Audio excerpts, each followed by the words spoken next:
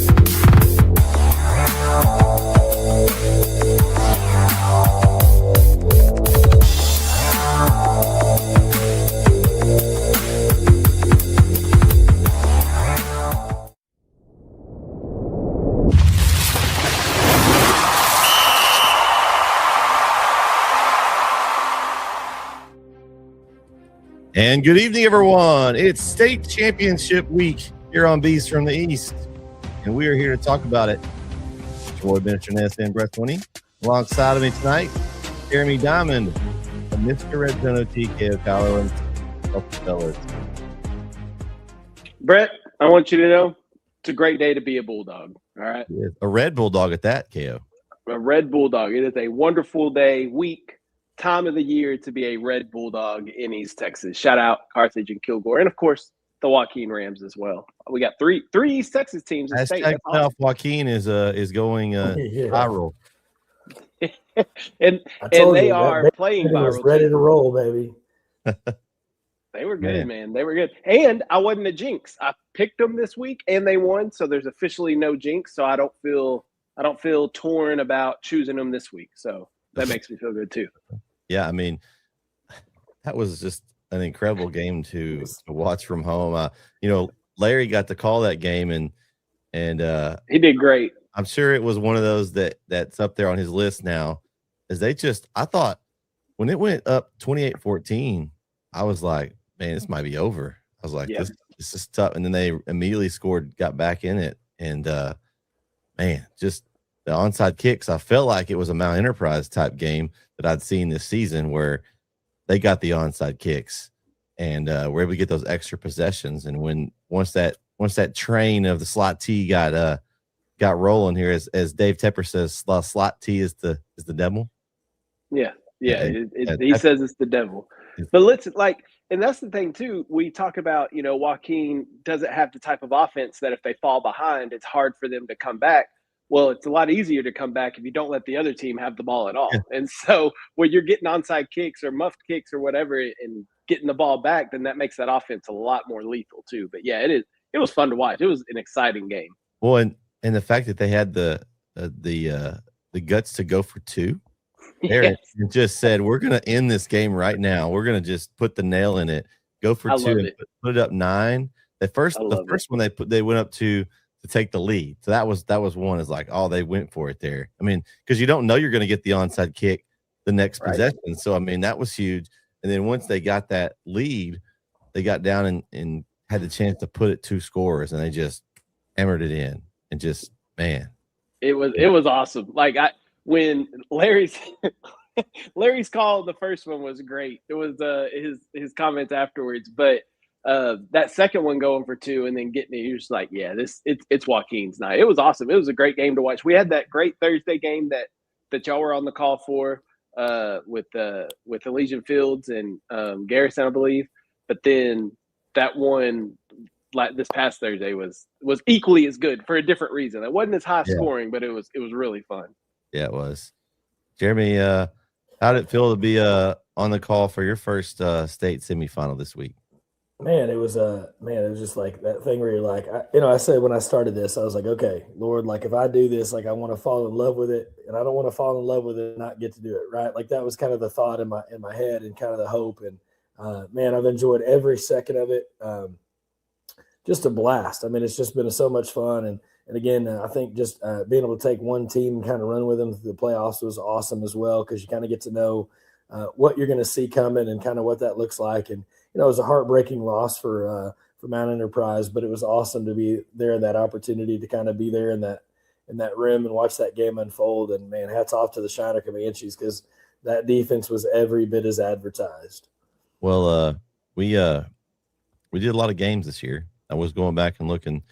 I had the ability to call 25 games this season. Like that's a lot. Jeremy, you had 22.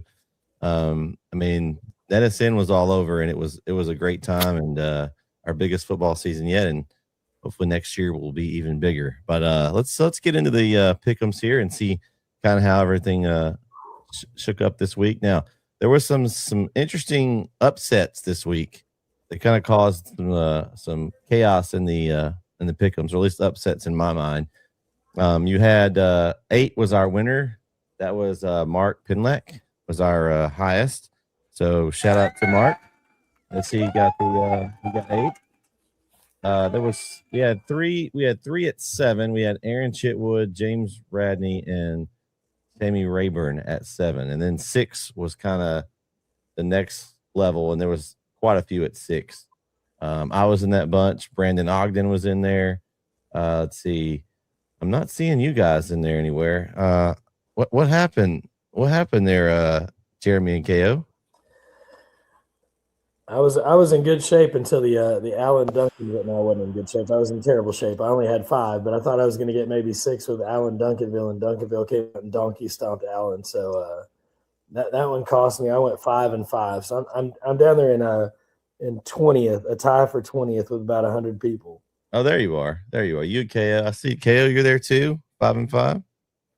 Yeah, that Jaron Peoples guy too. Yeah, Jaron. Y'all are tied with Jaron. That's not a good sign. Listen, the ones that I got wrong, like I picked with pedigree, right? So Salina losing, that was, the upset. I picked with my heart with Mount Enterprise. I went with pedigree with Gunner. They lost. Yeah. And went with pedigree with Alito. And my only, Hail Mary pick was Peaster, and they only lost by 3. So okay, so that was the week one. at the office. That was probably the one that we were different on then, because you had Duncanville also, right? I did, yeah. Okay. I was man. That if you go back and watch the show, I was this close to that wall gunner. I went back and forth, and y'all were like 3-time state champs, and I was like, and I almost. So it's our fault. So it's our fault. No. We persuaded it. I'm just saying, I was so close to saying wall. I wanted to say wall, and I just couldn't talk myself into it. And then as soon as that game started, they kind of took a lead. I was like, man, I should have said wall. And then Gunner kind of comes storming back, and I was like, well, maybe I'm going to be okay. And then Wall did it again. I was like, man, I needed that one, and I needed Allen to beat Duncanville. But, again, you can always go back and go, I wish I'd picked or I should have done. But that was the one. The Wall Gunter was the one I was really, really having a hard time with. So, Yeah, I mean, there was some tough choices there. I mean, again, it's this time of year, it's hard because all these teams are so good, and with the Joaquin one really helped us because I think Joaquin was the underdog, as you probably imagine, as Refugio got several picks. So I was able to get that one. The one that I was surprised a little bit by the Allen Duncanville spread. I watched that game a little bit on Saturday, and I thought Duncanville would win, but the spread to me was impressive for Duncanville. Like to be an Allen team that's been kind of beating up on everybody by 20 plus points. That was very impressive. I think the Duncanville game is kind of, I know we'll talk about it when we get to Kilgore, but I think there's some teams this year that are just on a mission. Like there's some teams that are just on a different level. I think Duncanville's one of those teams. Carthage is one of those teams. Kilgore's one of those teams. They're just different. Yeah. Well, let's go. How about Frisco Lone Star? Like what in the world? Like beating Aledo like that? I mean, that was crazy. That was a wild ending to that one too. And yeah, they were down 17 points in the fourth quarter. Yeah, and came storming back. So you got Aledo that just wins, right? They win every year, seems like. They're up 17 the fourth quarter, no problem, right? Not so fast. That was the thing to me. If it had been, another team, but that would have been like Carthage being ahead by that much in the fourth quarter and then losing. Like it's even bigger of a shock just because of who Aledo is. But shout out to Frisco Lone Star, man. That's a huge win for their program, and we'll talk about their matchup here in a minute. But let's look at the picks here. Of course, Joaquin won that Thursday night game, 37-28. The Rams get win number 11, and they move on to the state championship for the first time in school history. So back-to-back years making history. Last year they got to the semifinals. Now they make that one step closer, so they get to go to Jerry's World. So it's awesome for them, and believe that our center crew is going to be traveling to do the audio only. We'll have it on NETSN as long as we get approved and all that stuff goes through. So they're excited to do that, I'm sure, and they'll have an interesting matchup upcoming. But game 2, guys, Brock and Carthage. The computer is not always right, guys. Whoever put that out, that computer that said Brock by 3. Kyle, let me ask you a question. Does Carthage need any extra motivation for winning games? No. And I want to add to that, they also don't need extra motivation when it's their head coach's birthday on the day of the game. So that was all. I mean, they were already motivated, and then the computer projections came out and had them losing by 3. And that they need to fix that computer. There's something wrong. Maybe a virus has attacked that computer. They need to upgrade the software. Yeah. I think it's running on old software. They need to update it. I mean, it was awesome though. That Carthage, and it wasn't close. Like that's the thing. It was 28-7 at halftime. It was never in doubt. It's always a good feeling and Kilgore did this too. It's always a good feeling when you get your backups in the state semifinal round, like to play your guys and have them ready for next week. And then there's no week after that, so you can just use everything you got.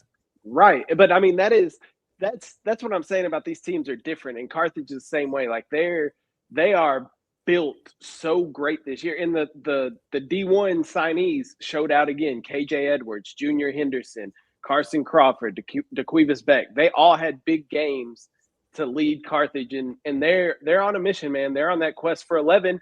And shout out to Lone Star, Carthage can gain one on Aledo this year, so it all worked out well. Yeah, it's good. Good setup. Jeremy, what'd you think about this score? Carthage is Carthage, right? And I think the key thing, like Kyle said, the beauty of it is getting to rest some guys, right? Like that gives you an opportunity to do that, and then you have fresher group coming in, and maybe your opponent doesn't get to do that, right? Which we'll talk about. But when the other game is tight, then they've got to keep guys in, and then you have a chance at being the fresher team, which is odd to say this late in the season, but you can still be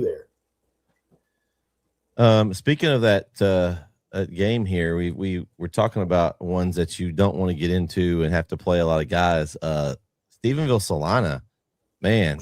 We were leaving the stadium in New Caney, and we saw Matt Stepp hanging out down by the field, and we kind of yelled at him and talking high. And he was watching in this game. You know, he does his end of the night report.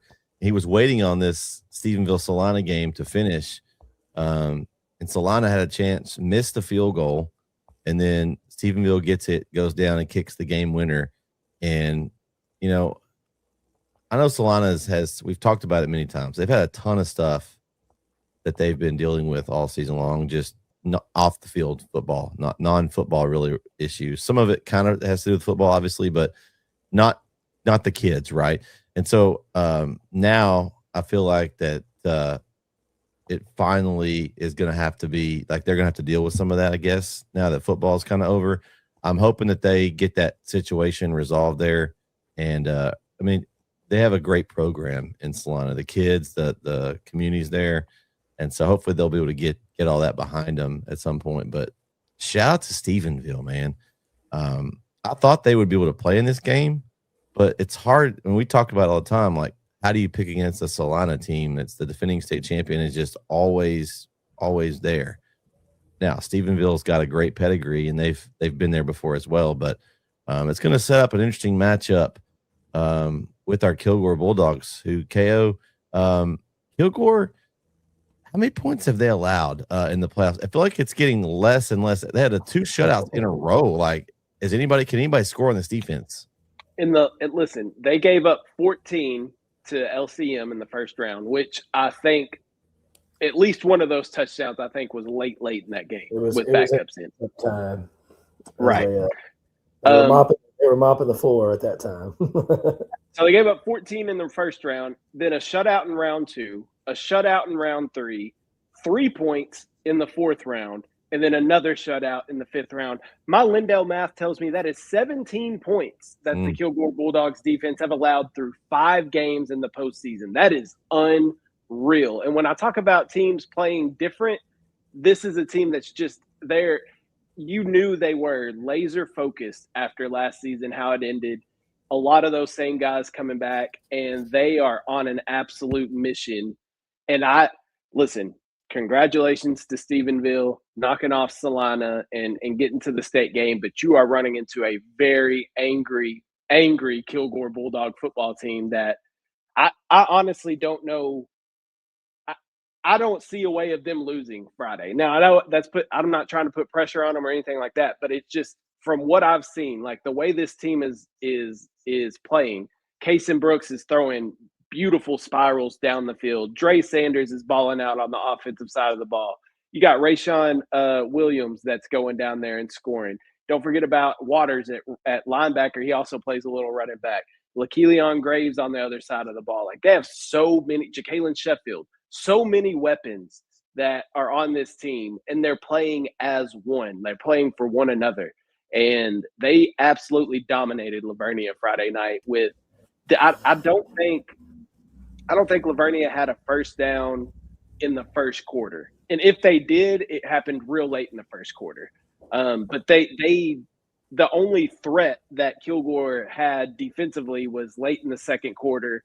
They got inside the Kilgore 30-yard line, and it was already 28-0. So they didn't kick a field goal because what are 3 points going to do at that point? So they went for it and ended up not getting it. But I think that was the only threat they had all night. Even the backups for Kilgore were shutting down Lavernia. So it was an all-around dominant performance. They were great offensively, great defensively. LaKelion Graves had a 60-something yard punt return for a touchdown. So special teams was balling. Just a complete performance by Kilgore. And shout out, there's a gentleman that came up to me on the sidelines. He watches the show. He had heard me trying to get a Kilgore shirt. And he came up to me. He's like, "Hey, man, I was going to bring you a shirt, but we ran out and all we have are children's sizes." I said, "Brother, that ain't going to work for me." He said, "I know." And so anyway, we just went about our way. And later in the game, he came up to me and he tossed me this shirt that I got on that says "It's a great day to be a Bulldog."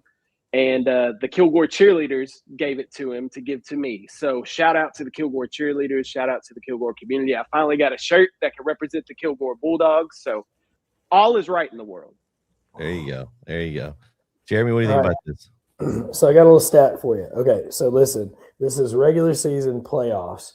Kilgore is averaging only giving up 8.5 points per game. And that includes after giving up 29 to Lindale and giving up 21 to Carthage. That's the only 2 times, right? And then 14 to Little Cypress, Mauriceville. Like, so otherwise, is Lindale the one that scored the most on him? Lindale at 29. Shout out Lindale. I mean, but think about that.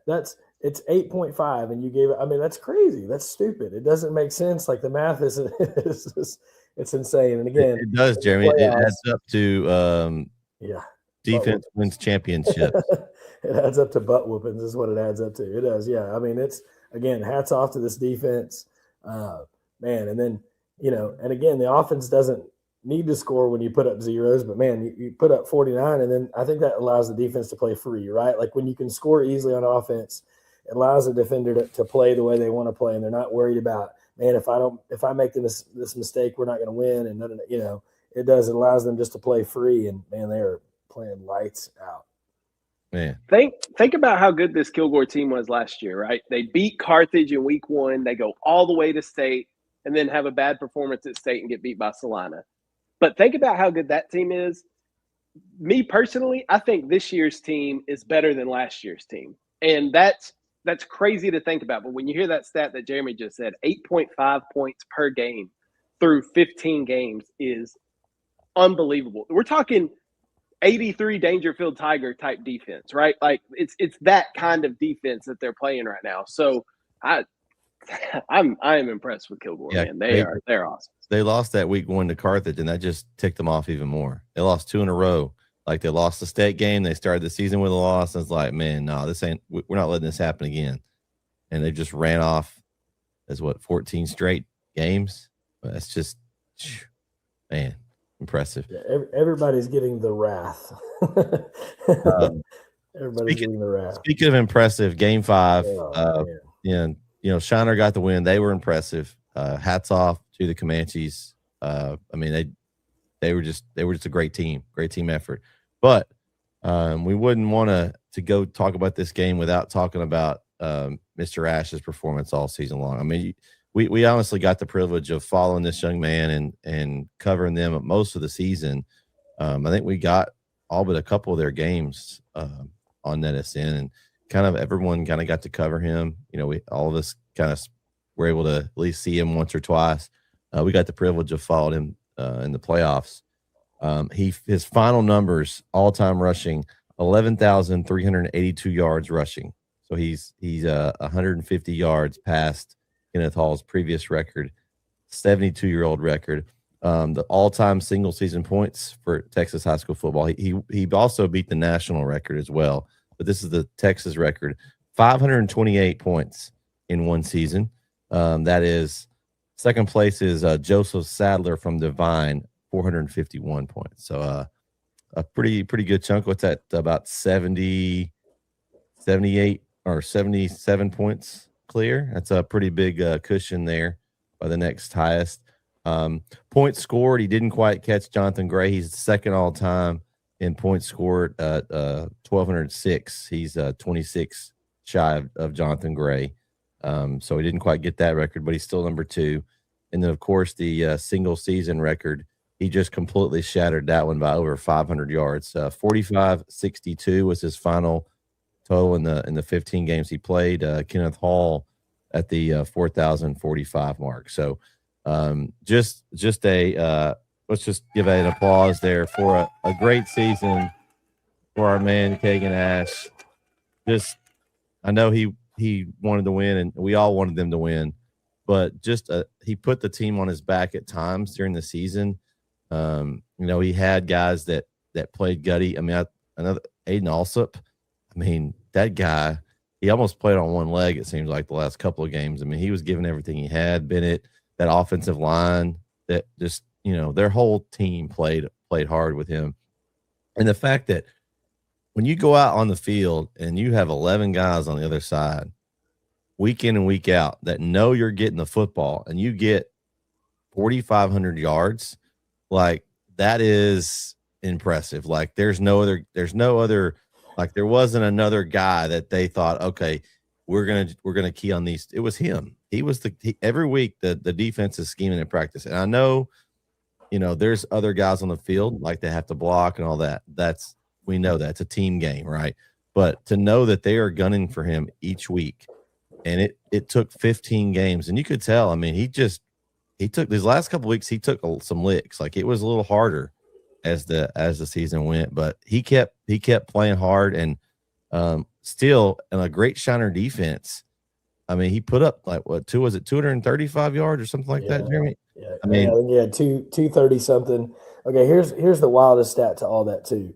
If you go back in time, and again, I don't like going backwards, but if you go back to the Alto game, he had 9 carries in that game.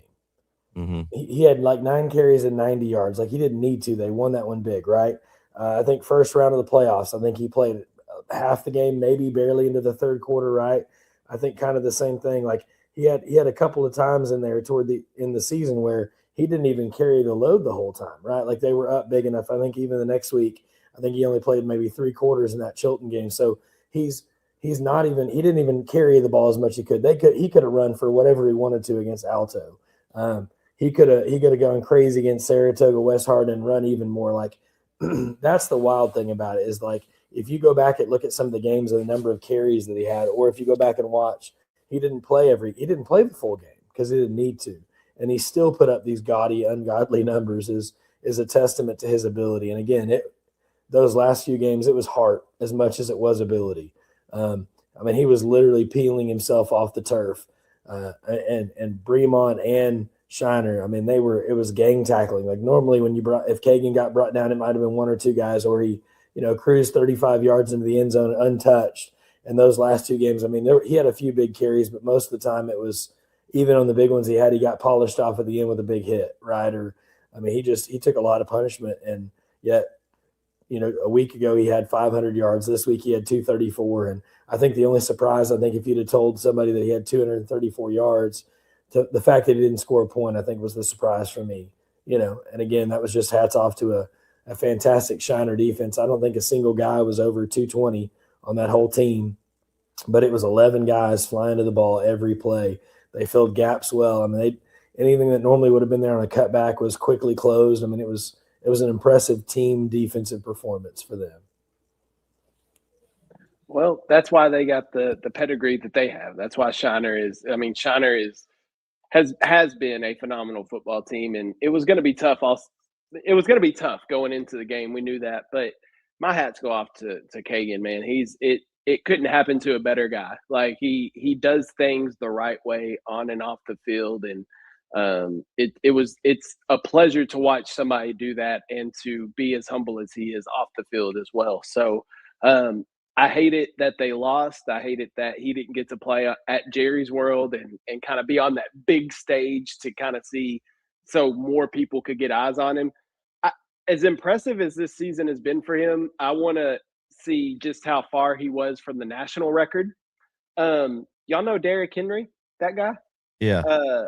Yeah, like 12,000 yards, right? Somewhere in there. Yeah, 12,124. So Kagan had a little bit of ways to get there, but it's still an impressive. That's Derrick Henry. I mean, he went to Alabama to play running back, and he's in the NFL. And it took him how many? Took him 9 career years or so to get to break his high school record in the NFL. I think is what somebody said. Yeah.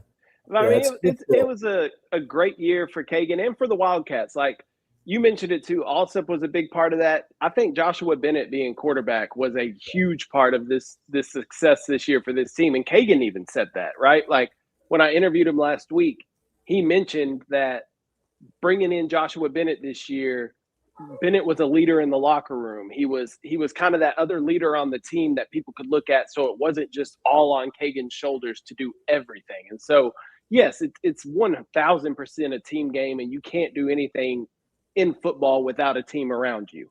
But what Kagan accomplished with the team, but Kagan being the star of that, what he accomplished through 4 years of high school football is remarkable. We won't see something like this again, I don't think, for another 50 or 60 years, right? Like, I think this is one of those records that will stand the test of time. It'll stand for a long time at least. And I couldn't be more proud of Kagan and the Wildcats. Hate to see them lose, but what a phenomenal season. Yeah, I think this is something, KO, that, you know, it stings right now because obviously they wanted to win and wanted to go on to the next round. But it's something that he's going to look back on in, you know, maybe 5 or 10 years down the road and realize how much of an accomplishment this really is. Like, I'm sure he kind of knows at this point, but like when you go back and look at like, wow, I did this in high school and this is pretty cool, this record. Like, because, you know, an 17, 18-year-old kid, I mean, we look at it and we're like, man, you know, we may not see another player even touch this record. You know, it's been before we were even born when this record was last set. So, I mean, and as you get older, you start realizing that, wow, this was a pretty cool moment. And so I think that he'll eventually, you know, see that and be a proud. This whole team will, like, this run. This is the farthest they've ever gone in school history. So that's something that they can hang their hat on. And I think that it's one of those things that they will look back and be proud. It's going to take a little bit because obviously they wanted the big goal, right, to win it all. Everyone does. But when you get that close, that's like the worst place to lose, right? You're one win away from making it to the state championship. Like, you get all that far, you go through, you practice through Thanksgiving, you're into December, you're right on the precipice of getting to the state championship, and you don't get there. And so right now, I know it's gonna sting a little bit for those Mount Enterprise fans, the community, the kids, but it's a proud moment. Like, it was an awesome thing to get to follow, and it was. I'm just blessed that we were able to kind of document this, and they'll be able to go back and watch this performance for years and years to come and be proud of it. We talked about Derrick Henry, right? But somebody that went to that same school that Kagan did, Kendry Miller, who plays for the New Orleans Saints, he's pretty good, right? The NFL running back. He didn't do this, right? Like, went to the same school. So people that want to use classification or whatever, same classification, same exact school, and Kagan blew his records out of the water, right? And that's not taking anything away from Kendry or anything like that. I think it's just to highlight and put an emphasis on just how once in a lifetime this kind of season is. Like, this, something we witnessed this season is history, and it's something that I don't personally think we'll see again in our lifetime. So yeah, not enough good words to say about this.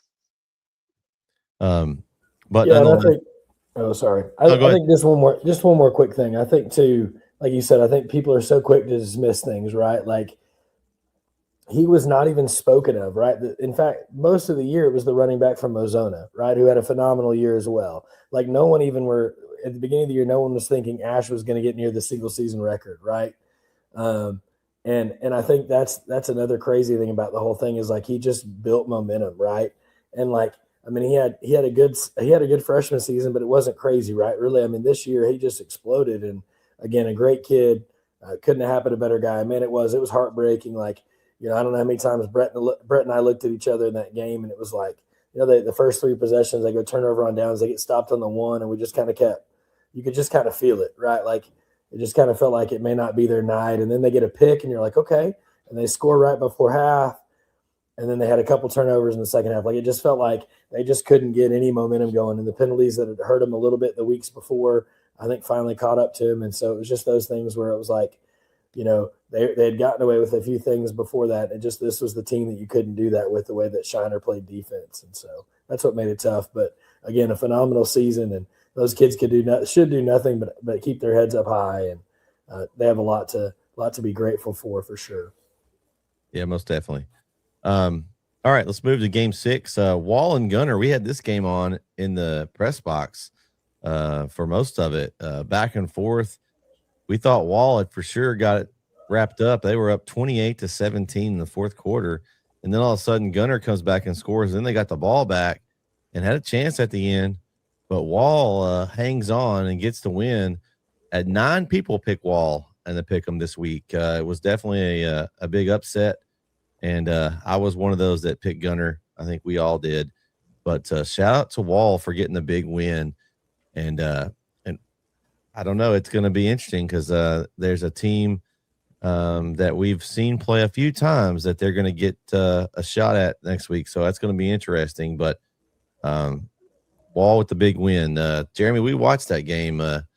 You were how close to picking Wall? Was it?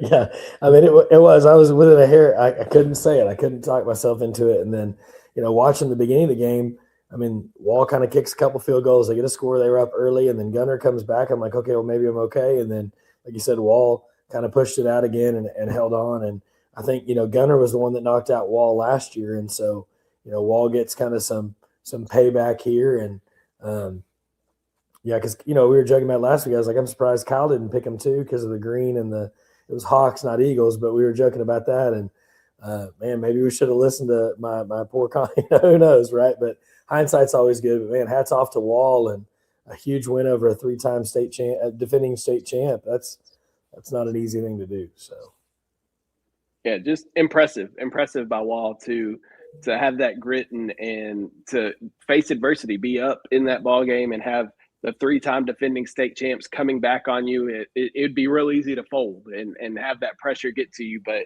to Wall's credit, they didn't. And it doesn't get any easier this week for the Wall Hawks. So I know we'll talk about that later, but it doesn't get any easier for them. So best of luck to them. Game 7, Sock took care of business. They won 35-17 over Melissa. They were the predominantly favorite in this game, and they took care of business. And the other team, I think, that's on a mission to get back to that state championship game, and they get there.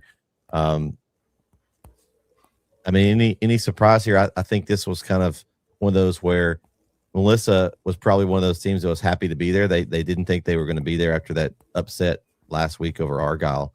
And so I thought maybe Sock might win by a little more, but hats off to Melissa. They kept the game, definitely close for playing the power that is Sock. Jeremy, what did you think about this one? Yeah, it was chippy. I watched a little bit on the ride back from New Caney, and it was definitely chippy. There was a lot of talking and a lot of chirping, and in fact, I don't even know if there was a handshake at the end. I think it was one of those that it got a little rough at the end there, but yeah, I mean, South Oak Cliff is just they're a juggernaut in their own right, in their own space, and man, they played well, and then they were able to. I mean, Melissa had multiple opportunities late in the game. I think they had the ball 2 or 3 different times there in the fourth quarter, and South Oak Cliff just did enough to keep them away from it. And in fact, I think Melissa had the ball, inside the 10 at one point, and were unable to score on a 4th down. And so, yeah, it should make for a great championship match. And again, congrats to SOC. Yeah, cream of the crop, right? Like the cream rises to the top. This, whatever the saying is, you know what I'm trying to say. But we see it at this time of the year, and we talked about it with Carthage, talked about it with Kilgore. Sock is another one of those teams. Like they're going to be playing their best football come December, and they're out for it again. Coach Todd has the Golden Bears playing like the Mecca that they are, and yeah, not surprised. I guess the only surprise is that Melissa put up 17 on this Sock defense that had been suffocating folks all season long. But outside of that, no surprise. Game 8, Duncanville kind of put it to Allen 31-9. This was one of the closer picks of the week. I think this actually was the closest. Yeah, it was. 26 had Duncanville, 25 had Allen. So it was a close one there. So I guess the favorite in the picks did win it was a one pick margin there. I had Duncanville here. It's just hard to pick against Duncanville. I know Allen has been good in the past, but it's been a little bit since they've been the dominant force that they have been this year. And just look at who Duncanville has played. I just thought that they would be a little more battle tested, and it showed here in this one, 31-9. Kale, what'd you think about the margin of this victory for Duncanville? The margin was a little surprising, but Duncanville, like you said, has been the dominant team in these recent years. Allen, again, has the history behind it, but Duncanville more recently has been the dominant team. And so that's why I picked them to win. I thought it would be a lot closer, though. I thought it'd be about as close as the picks count were, about a 1-2 point game. But yeah, I think Duncanville just showed their dominance and proved again why they're one of the best teams in the state. So it's going to be sets up another fun rematch, another edition of Duncanville and North Shore. Yeah, we're good. How many is this? Is this 5, 6? How many times is this? 4 or 5, one of them. Yeah, it's been several. Jeremy, what'd you think about Duncanville's impressive win? I know you were on the wrong end of this one there. Yeah, I picked the Eagles. You know, I thought Allen had the firepower to keep up. I knew Duncanville was good, but I thought the way that Allen had been playing in the playoffs, they'd come in hot, and they picked the wrong time to not be hot. You know, and again, I think it's a lot. I think it was more about what Duncanville was able to do, right, in the way that they played. But yeah, I mean, I knew this could go either way. I was kind of trying to take a flyer a little bit, right, to try to catch up in the pick'ems, and it did not work. But I also thought Allen had a shot at it. I didn't think it was going to be 31-9, like KO said. I thought it'd be a 3-point game, a 1-score game. I didn't expect it to be in hand so easily. So again, it's going to be part 5, I guess, of the saga here. It's just crazy to think those two teams just keep matching up. And there was some talk early in the season, even with North Shore, like, are they the same team they have been? And they said not so fast, and so. All right, game 9, kind of a combination of maybe the upset of the week and the comeback of the week. Kay, what you got? This is, according to Google, this will be the 6th time that North Shore and Duncanville play in the state title game. They played in 18, 19, 21, 22, 23, and now again in 25. Wow. So that was just 1 year in there that they didn't play. Yep, COVID year. Got them. Oh, well, they got hit with the COVIDs. Okay. I guess. I don't know. Maybe COVID was the only thing that kept them apart that year. I'm not sure. Man, interesting. Yeah, so this Alito Frisco Lone Star game, guys. It was 52-35, I believe, in the fourth quarter. And Lone Star comes back and wins 56-52. And a huge upset. The upset special of the week, we had 5 people that picked Frisco Lone Star. And if you picked against Alito, you were probably trying to gain a game. It's one of those schools. It's like picking against Carthage. Something you just don't do. And shout out to Lone Star. They said, we don't care what the name is across on the other side. We're in this to win, and they're going to have probably a nice crowd there. Frisco not too far from Arlington, so should be a nice turnout for that game, and a big win for their program. I don't know. I'm trying to think how new this Frisco school is, but I'm thinking that they probably haven't been in the state championship. I can't remember. Not gonna wager any money on that, but I know Frisco has added some new schools over the past few years. I don't know if this is how new the school is. I might be able to look that up, see how. Lone Star opened in 2010. Okay, so they've been around for 15 years. Well, 15 years, but that's not that's not a ton of history. No. So I don't think that they've been in the state championship. I can't remember them being there. If they have, I don't think they have. But I know Nick Bolton that plays for the Chiefs. He came from Frisco Lone Star. Okay. So okay. Well, that's a huge win for their program, guys. How shocked were you when you saw this score? I'll start with you. I was shocked. I had picked Alito, and I thought that Alito was going to win and go on to the state championship game. But man, shout out to Lone Star. When Alito has you down by multiple possessions like that, and you're able to not just come back, but come back in one quarter, like score 21 points in the fourth and come back and win that ball game. Like, that's huge. And I think it speaks to just how good that Lone Star team was or is, I should say. And it'll be fun to see them in Arlington and see what they can do in the state game. But yeah, I mean, anytime you can knock off a multi-time state champ like that, like Alito, the team with the most state championships in Texas high school football history, when you can knock a team out like that, I mean, it's got to give you supreme confidence heading into the championship game. Jeremy, what did you think about this outcome? Yeah, I mean, I think I'd seen the score when they were up, when Alito was up big, and I was like, okay, I'm going to get one right. Like, I think, in fact, I looked at you and I said, we got this one, having no idea that in just a little bit that script would flip. And so I think that's the shocking thing. Again, it's, Frisco Lone Star was a good team. We knew that coming in, but if you told anyone that Alito's got a 17-point lead in the fourth quarter, I'm not sure anybody that's not just trying to put out a crazy flyer is going to pick Frisco Lone Star in that one. Yeah. All right. So game 10, Grandview, the Zebras, gonna advance out of Region 2, and they beat Peaster by 3, 21-18. KO, your Peaster one didn't quite work out for you there, but hey, it was a good effort. It wasn't a blowout though, right? It Yeah, wasn't a blowout. They were respectful there and made it close. But yeah, shout out to Grandview, man. The Zebras, they have been to state recently. I think 2020, 2019, one of those. They went to the state game. So going back to state now and got an opportunity to bring one home. Shout out to the Zebras. Jeremy, you got to see them play. So that means that our Gladewater Bears were beaten by the I guess the final team, one of the 2 final team. That's that makes it sound a little bit better now if you're Coach Lewis and the Gladewater Bears. You know, a team that beat them out is now playing for state. I mean, it may not help them feel any better, but at least they lost to a team that was on a roll and kind of rolled through the playoff bracket.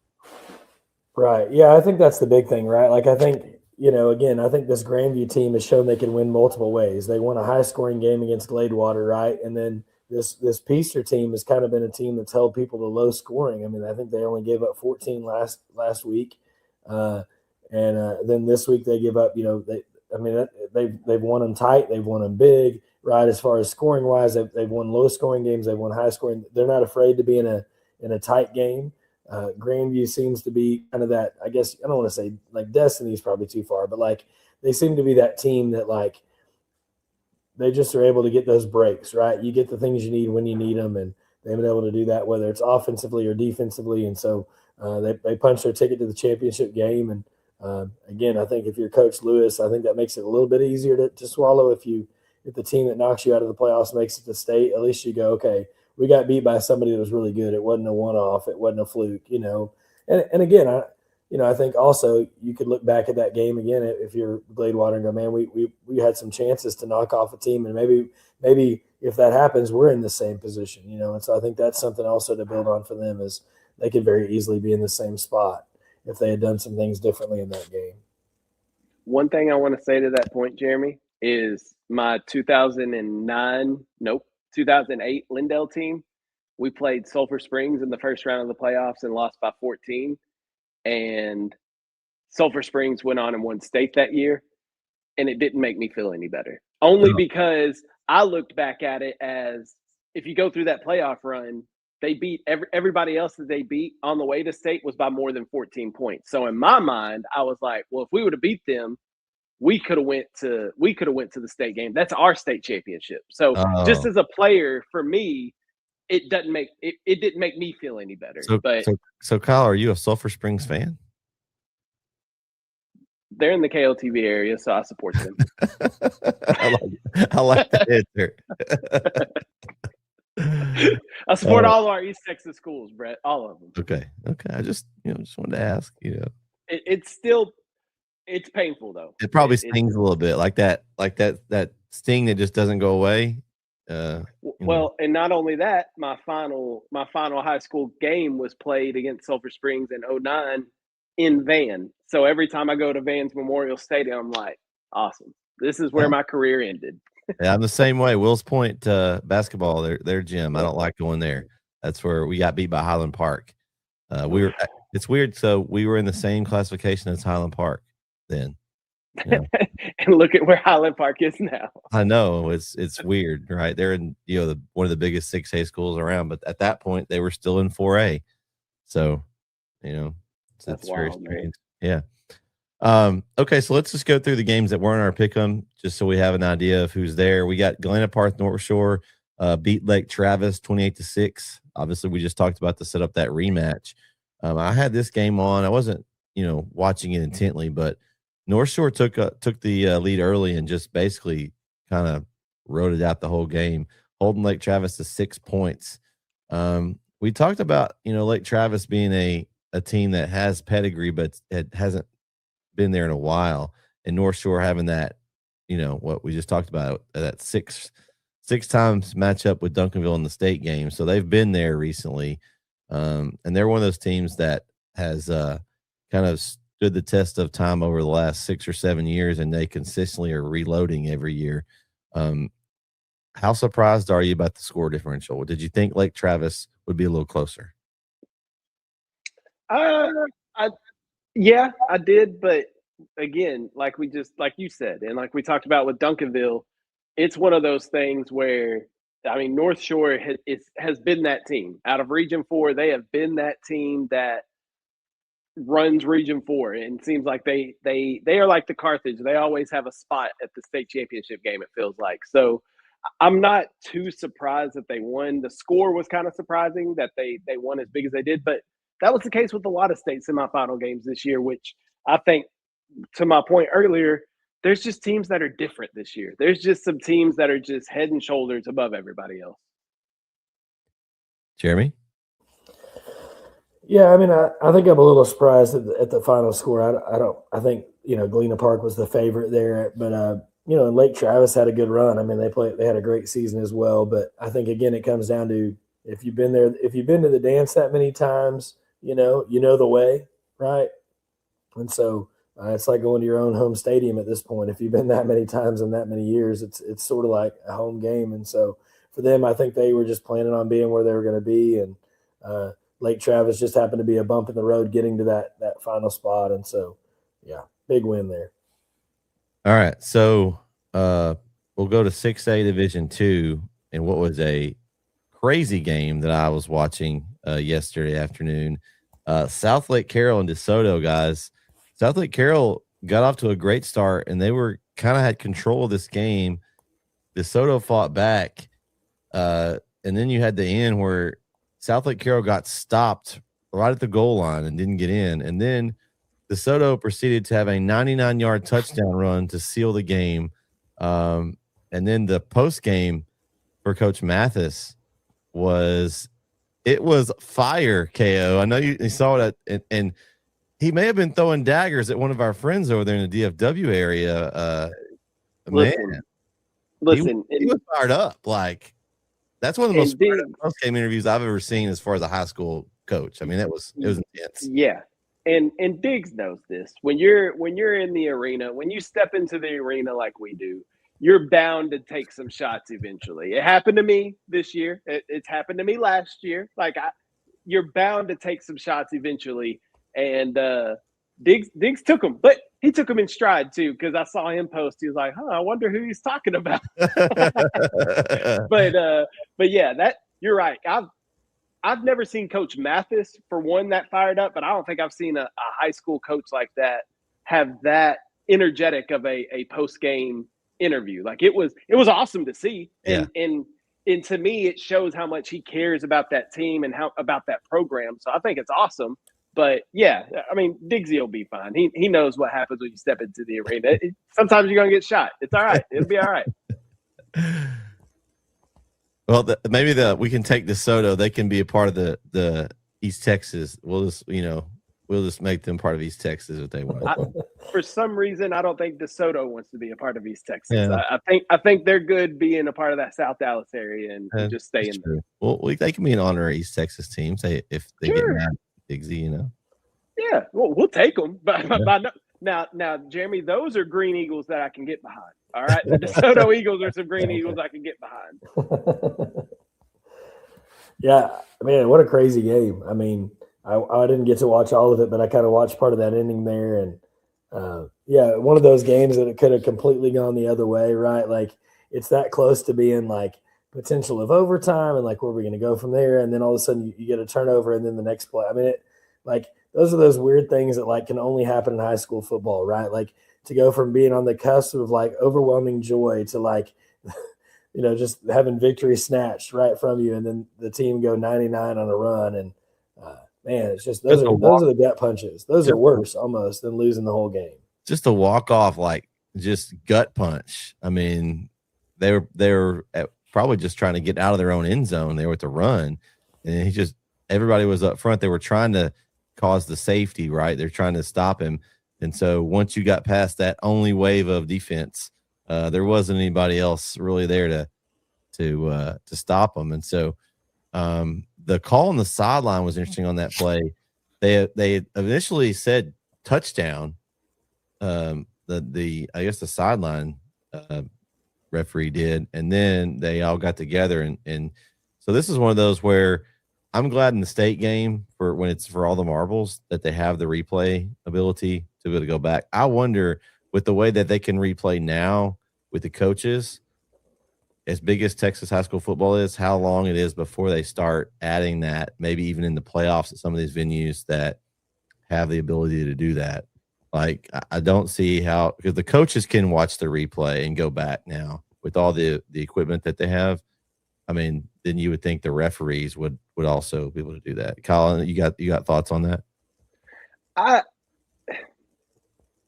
like the human element, right? Like I'm all for getting the call right, because in the state game they do it. I think that stage is where you need replay. I don't want to see high school football inundated with replay reviews. Like only on a certain spot. But like, what if that play? What if they called that a touchdown, KO, and it really wasn't? South Lake Carroll goes for 2 and they win the game, and we have a totally different outcome. And then we find out today, no, that wasn't a touchdown. I mean, that's the kind of stuff that I'm with every single play. No, I'm with you, and I wouldn't even say throughout the playoffs, but I agree that state games and even state semifinals, because that's to get to state. I think the 5th and 6th round of the playoffs should have replay review.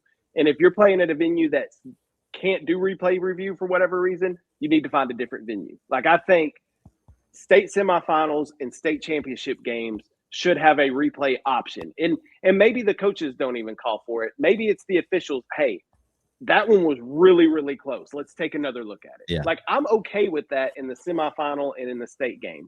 I just don't want to see it going all throughout the playoffs and even in the regular season, because then you're getting these games that it's a momentum change, right? Like, there's a big play like that. Say South Lake Carroll did actually score on there. Now, we all know it was short. We've seen all the footage. But say they did score, but then they stop the game to replay it, and it takes 3 or 4 or 5 minutes to replay. Well, now all that momentum you had from that score is gone. Like, now you have to go back out there kind of with a fresh slate. It helps the defense, in my opinion. So I'm good with it at the state level and at the state semifinal level. I just don't want to see it trickle down into every single game we have a replay review. Yeah. Yeah, I would think regional final and above, right? When it's, regional final, state semifinal, and final. And here's the thing I think too. I like and again, it doesn't happen enough, but I like the new version where the NFL comes out and says, thanks to replay assist, we're changing this call, right? Like, you don't have to stop it. Like, almost like an umpire holds up, right, when a sub comes in, when they sub on offense. Like, the play was close, it was barely a first down, or I think really it should be scoring plays, but let's just say it's even that. Like, you give 5 seconds for that official upstairs to buzz down.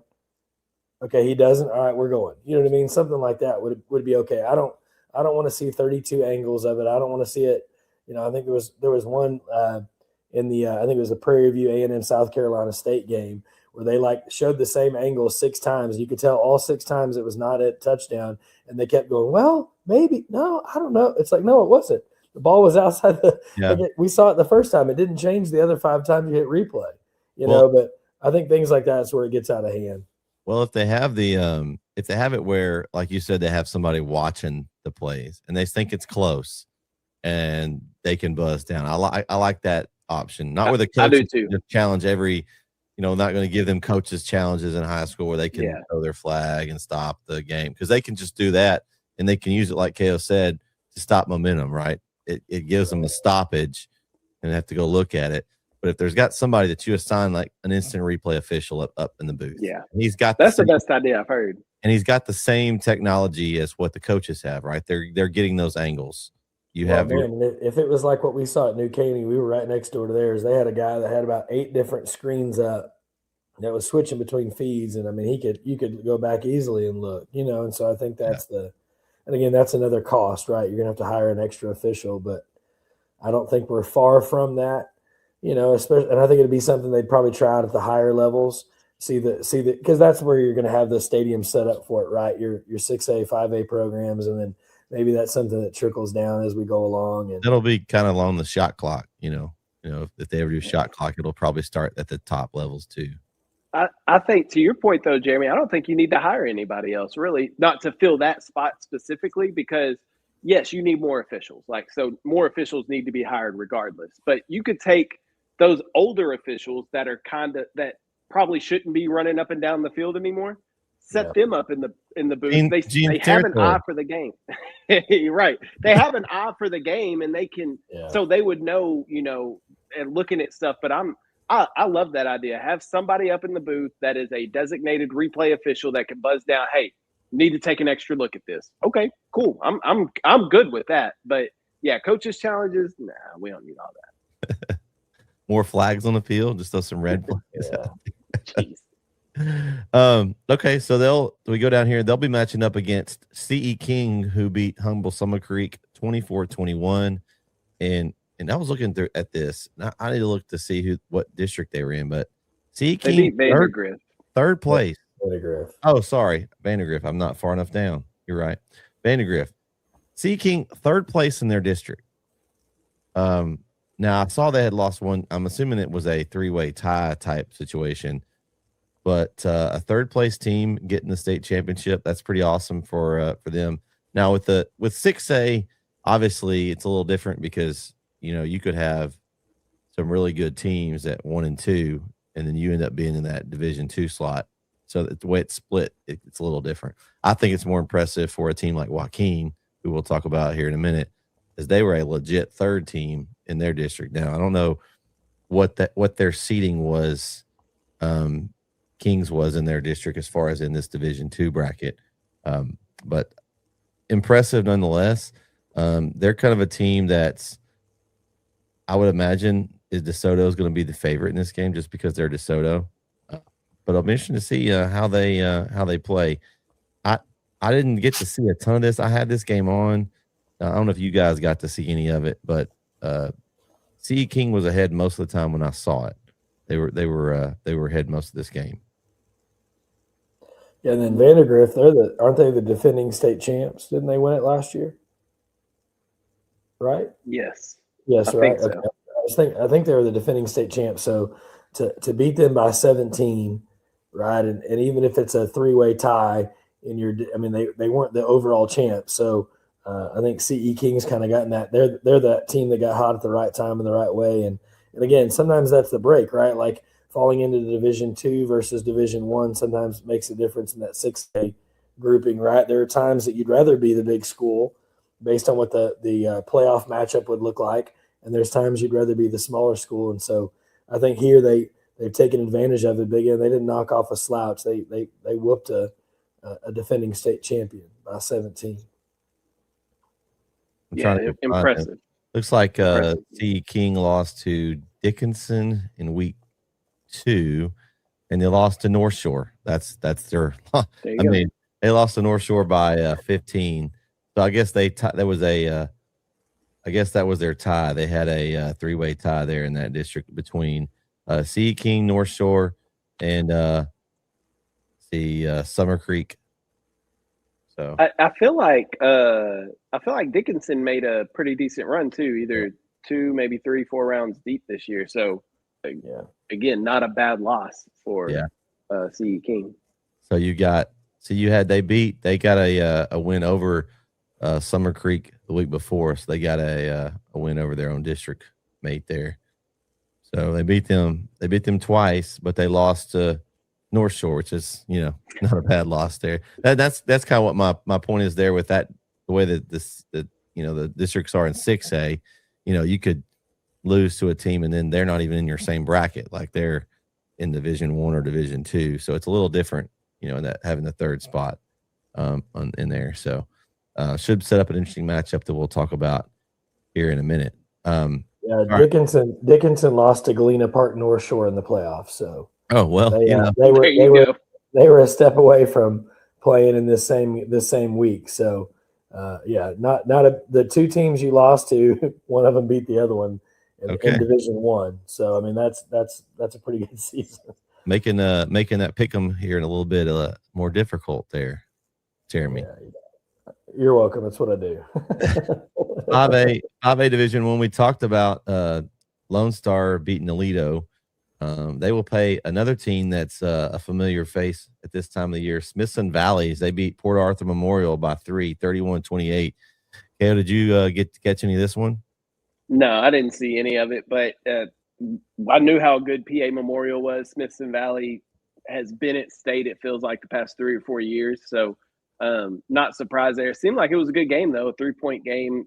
PA Memorial gave them all they could handle. But Smithson Valley, again, it's that pedigree that they've been there before and they know what it takes to get there, and they did it again. Well, it was impressive. If you go back and look at Smithson Valley, what they've done in the playoffs, 56-0, 34-0, and they had a 30-14 win over Piper, and then 24-0 against New Braunfels. So the fact that they hadn't had really a close game yet, and Memorial was able to stay with them, that speaks highly of that district. That's the district that Lufkin was in. So they had a team get that far. That's a pretty good accomplishment. You were reading off those scores. I thought you were reading off Kilgore's scores with all those shutouts that were happening. Yeah, I mean that's what they've been doing, and then they give up 28. So you see what kind of team that Memorial has there to get 28 points against a bit kind of a stingy defense here in the playoffs. Jeremy, what do you think about Smithson Valley getting the win? Yeah, I mean, I wish, now looking back, I wish I'd watched that game. I mean, 28-31, that's the game you want to see, right? And again, a familiar name, and like you said, we had seen scores all year from Port Arthur Memorial, since they were in Lufkin's district, and that was their only loss of the season was that game. And so I think that says a lot about the Smithson Valley team, and it's going to set up a good matchup there with Frisco Lone Star for the state championship. All right, let's go 5A Division II. Of course, we talked about SOC getting the win. They're going to play Richmond Randall, another familiar matchup, a rematch from last year. They beat Bernie 40-16 in the Alamo Dome. Not good job, Richmond Randall. Not sad about that outcome. I love me some Randall this last week. Man, another rematch game here. Seemed like that's kind of the theme, Kyle, as we've talked about a lot of rematches coming into this year. Yeah, and it kind of looked like midway through the playoffs we were going to get some new faces in these state games, but again, the old faces keep rising to the top when that cream just rises to the top of that. It does. But I'm excited for this one. Like, there's some rematches I'm not thrilled about, but this one I'm excited about. Like, I think SOC and Richmond Randall is going to be a phenomenal game. The athleticism that's going to be on that field in this ball game will probably be the most AT&T Stadium seen all year. Ayo! But no, I think it's going to be a great game, and I'm looking forward to that one. Didn't the Eagles play in AT&T Stadium? Yeah, I included them in that. Okay. It'd be pretty high capacity in some of these games with some of these DFW teams that have made it. I'm excited. There's going to be some really good games. I'm excited to talk about those here in just a minute. All right, so let's go 4A Division I. We talked about Kilgore and the Stephenville game. That's the matchup we'll see. So not much else to discuss there as we've talked about those games. 4A Division II. Of course, that Carthage team, no problem there. They took care of Brock. They're going to get West Orange Stark, which this is a tidbit for later. Newton, their only loss of the season, West Orange Stark. West Orange Stark and Newton both in the state championship game. Caveat, that was week 1. It was week 1. These teams are different now. But they're still playing in week 17, KO. It's impressive. This West Orange Stark team is impressive. They've kind of been when Gilmer was going to state all those years, Gilmer and West Orange Stark would play each other. So it's been a minute, I feel like, since West Orange Stark has been at the state level, but they're going to be a formidable opponent for Carthage. I know Carthage and Coach Surratt aren't overlooking West Orange Stark, but that's going to be a tough opponent. But shout out to the Mustangs for getting back to AT&T Stadium. That's a big deal. Yeah, every time I hear West Orange Stark, it reminds me of the old days of driving home after a Friday night football game and listen to Roger Emmerich. And he'd always talk about West Orange Stark, right? And he'd come out with his little, you know what I mean? Like, just hearing that name brings back that nostalgia of I don't know how many Friday nights Jeremy, driving home you mean this? That. You mean this?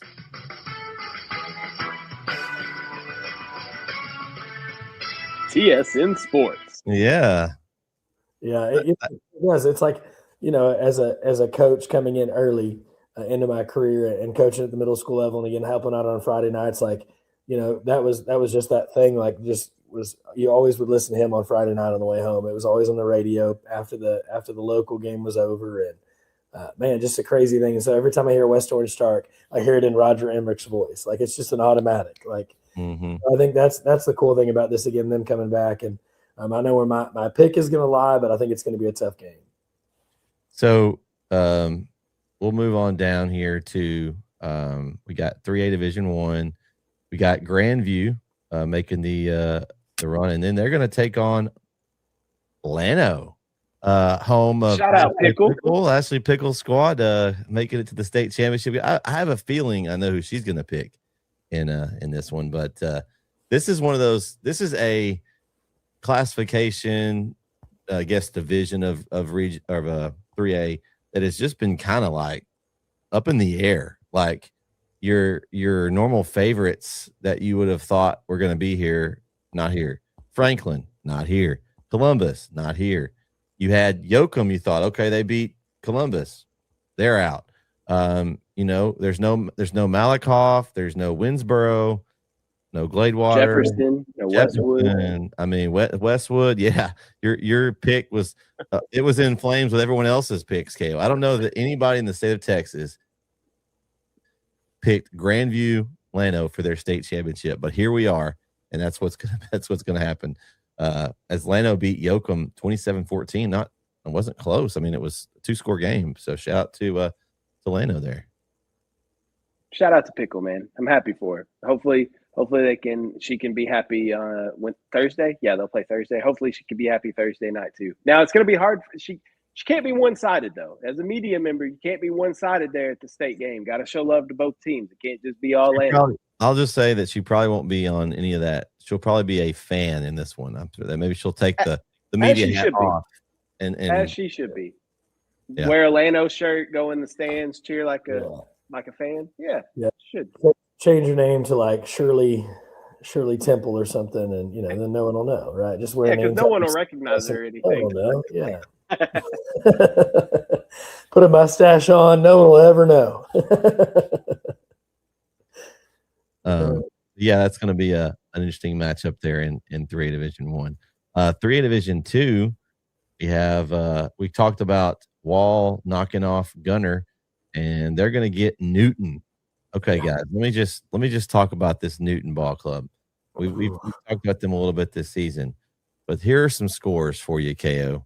A little bit different than the Kilgore scores, but on the same track here. Round 1 over New Diana, 70-10. Round 2 over DCAB, 68-0. Round 3 over Troop, which Troop was ranked in the top 10 of the state, 46-13. Then closest game, by the way. Yeah. Round 4, they won 66-20 over the ARP Tigers. And then last week they beat East Bernard 74-20 in a state semifinal, fellas, by 54 points. And it wasn't that close. Yeah. I think a lot of that 20 from East Bernard came in mop-up time late, because I think at one point it was I think they just had 6, and it was like 60 or 50-6. It wasn't. I mean, the Newton Eagles, so impressive.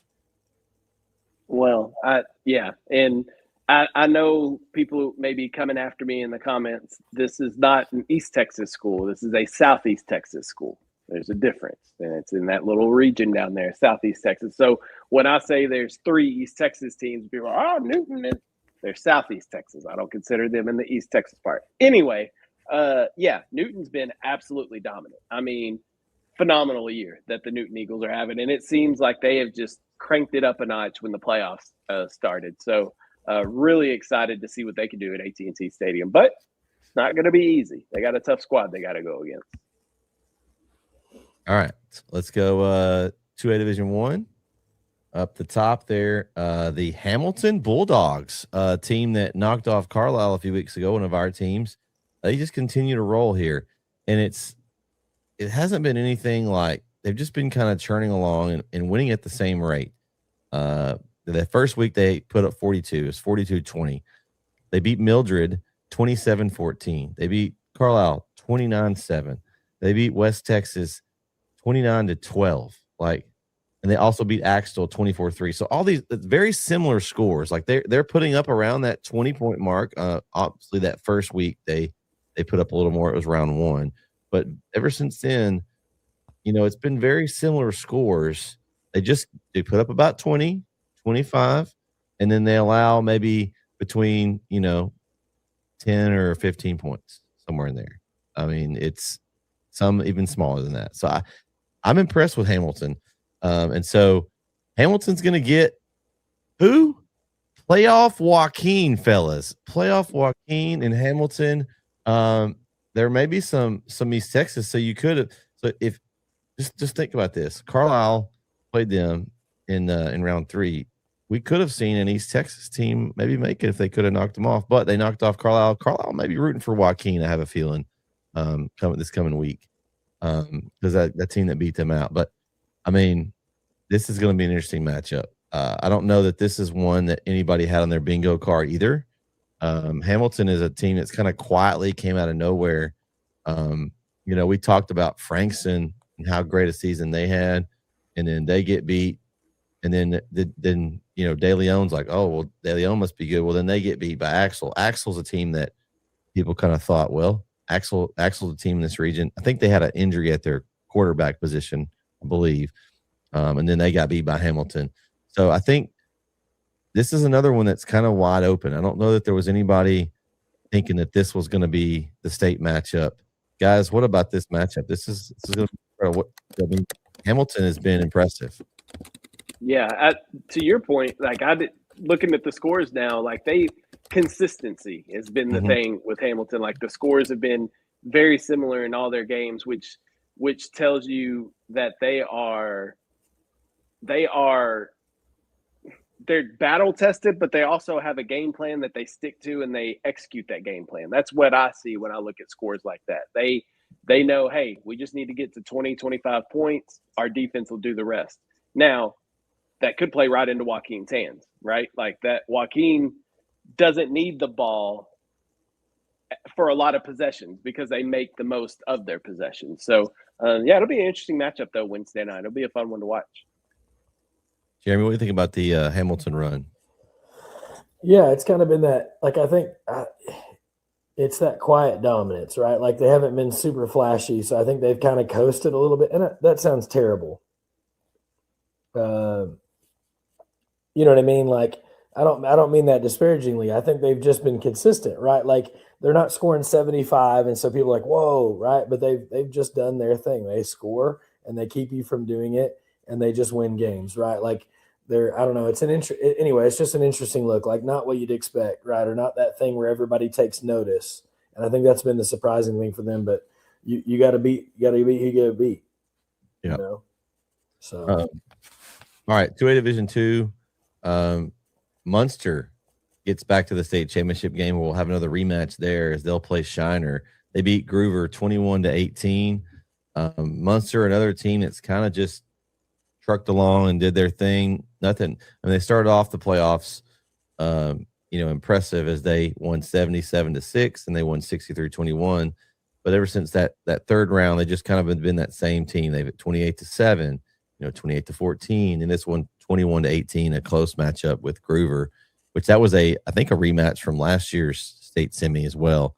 Groover has I think they got blown out last year and were able to close the gap, but just not quite enough. And so, Jeremy, what do you think about Munster? They're going to get a matchup with Shiner in that state championship game. Yeah, man. After watching Shiner, I don't know if I'd want to play Shiner. I mean, the way they were able to play defense and the way that they go, congratulations, Munster. You made it to state. Now you got to face one of the toughest defenses that I've seen this year. And again, it wasn't like there's not this guy that's hulkingly huge, right? It's not that. I mean, they're just all like kind of the same size range, but they all fly the ball. And every tackle, there's 5 guys from Shiner in the tackle. And then I think what was even more surprising, just because of the score, was that quarterback Jarvis Williams is just a sophomore. He was electric. They ran that kind of split back, wing T look.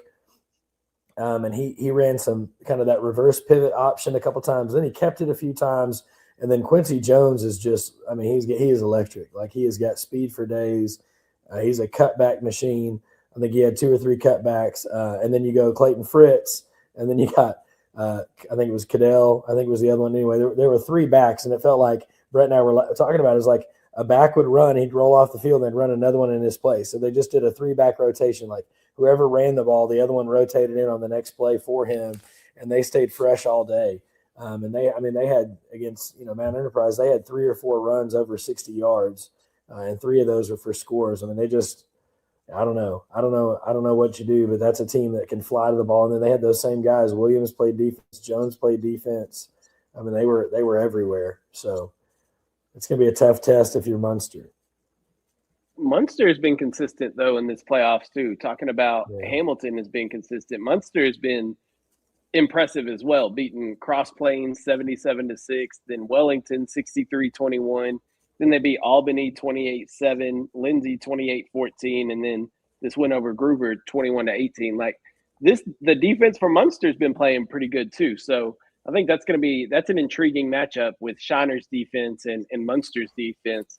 Both those offenses are going to have their hands full trying to get things going Thursday morning.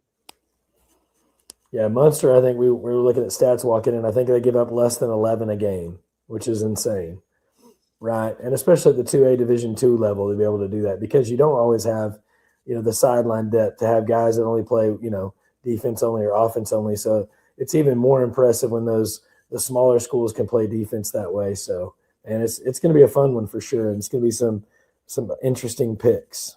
Well, speaking of picks, let's go to the picks. Jeremy, y'all guys ready? Let's do it. All right. We'll start with game 1. That will be Wednesday night, 7 p.m., where Hamilton will take off playoff Joaquin in an opening matchup here for the 11-man games. Guys, it's Joaquin, man. It's their year. I think they got over the number 1 team in the state. Like, they beat the Refugio Bobcats, one of those pedigree teams we talked about. I know Hamilton's been consistent, but man, how can you pick against the Rams right now? I mean, they were trailing by several scores in the 4th quarter and just turned it on when they needed to. That slot T is going to give Hamilton problems, and I'm taking the Joaquin Rams. KO, you going with Joaquin? Well, obviously, I'm not going against Joaquin anymore. But I think that addition, getting Cooper Bragg back, has been a huge boost to this Joaquin offense. And you mentioned it, being down like they were 28-14 going into the 4th quarter. It looked like all hope was lost for Joaquin. And then a touchdown, onside kick, touchdown, onside kick, touchdown. Like, it happened quick. It happened fast. And the thing with Joaquin is they can play ball control with that slot T. So they can keep your offense off the field. And that's exactly what they did with Refugio. When they scored and they got that onside kickback, they were able to not let Refugio touch the ball until under 2 minutes to go in the 4th quarter. Like, that is phenomenal ball control to keep it away. So I think Joaquin has the momentum right now. Hamilton's been consistent, sure, but playoff Joaquin's a different animal, a different type of Ram, if you will. And I think that they're going to get their first state championship on Wednesday night. All right, Jeremy? Well, let's save the suspense. I got on the bandwagon for a reason. I'm staying on the bandwagon. We are playoff Joaquin to the title, baby. Let's bring it home. Oh, and I need to make a correction. I guess somebody decided to put the score in wrong for one of our games, and it actually is going to be Yoakum in the state championship, not Atlanta, as they won. I think it was a 27-21 win for Yoakum. So we need to fix that. Oh, I take back everything I said about that Lano game then. Yeah. I know. That would be me that messed that up, I guess. I was checking the wrong source evidently. Uh-oh. I think that score changed multiple times that night, and so I must have. Jeremy. I'll own it. If I screw up, I'll take one. It was me. I put It the score in. always be your I was own looking people. I was looking on the wrong spot, and somebody. I won't mention any places that messed me up, but It be your own people. I just want So to. how's that going to work on the pick'em? Well, if you that's true. That's weird. The So if you pick'em look at the pick'em will be corrected. if you look at the Dave Campbell's website, it has Lano 27, Yoakum 71 as the final. Okay. Well, so they also screwed up the Shiner Mount Enterprise score on Dave Campbell's. I'm not saying Dave Campbell's himself screwed it up, but the people inputting it. So that was the one, the Yoakum one, it kept flipping. It was like I saw a huge high score and then it went down, and then so that may be where that was where I pulled the final from on the way home the other night. So that may be that will be fixed here. So we'll get to that game here in a minute, but first we're going to go with game 2, Munster and Shiner. Jeremy, we'll start with you. Well, I think the easy thing there is taking Shiner. I'm going to take the Shiner Comanches. I don't think that's going to be. There's no. After watching them play, I thought that Mount Enterprise and Kagan Ash would score on them multiple times, and after watching that defense play, I'm not sure how I could pick against it. So, yeah, I was playing devil's advocate for Munster a while ago when we were talking about them. But if that Shiner defense was able to stop the all-time leading rusher in the state of Texas, then I think they're going to be able to handle whatever Munster throws at them. So give me the Shiner Comanches. Yeah, I'll take Shiner for the sweep, fellas. I just was so impressed.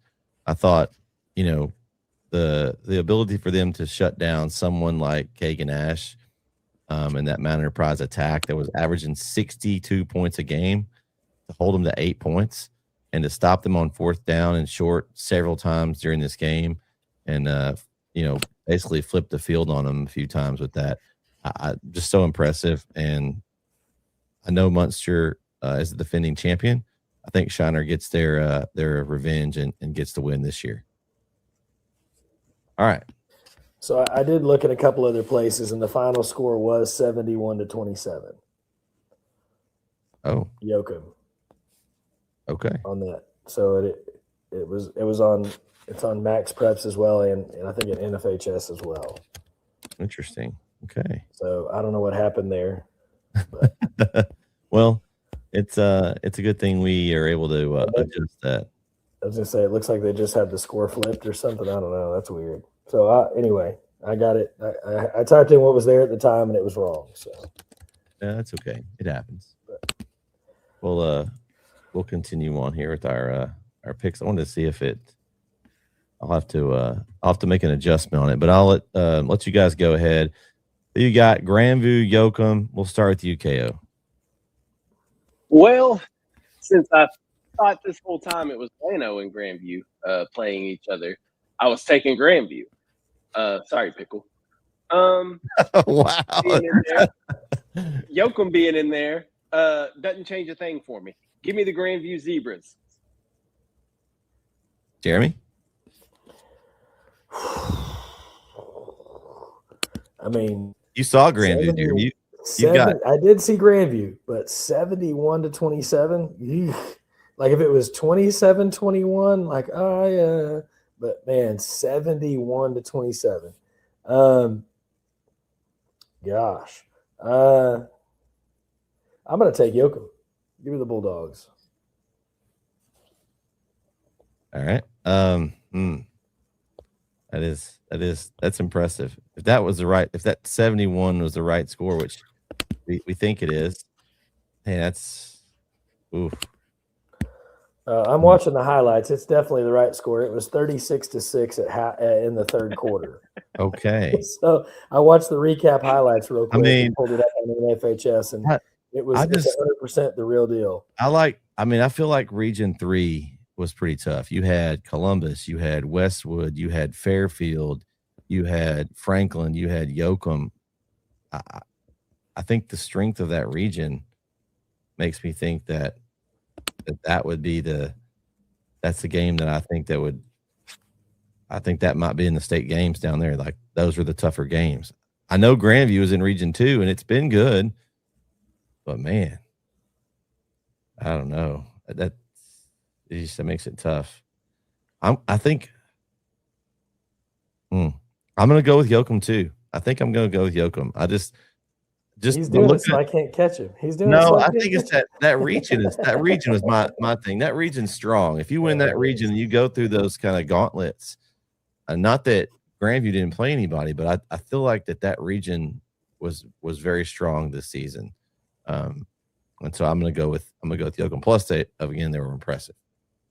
All right. I can't win or catch y'all on the leaderboard, but what I can do is win state championship week. So thank y'all. Oh, okay. You're already calling that early. If you haven't won anything all year, you got to win something. Hey. Ouch. I'm just kidding. It's that. What is it? The participation trophy? Yeah, I get not even a trophy, just a ribbon. That little blue ribbon you can pin on. It's the trophy where like the player's leg fell off, you know. One of the cheap trophies. It says like you tried on it.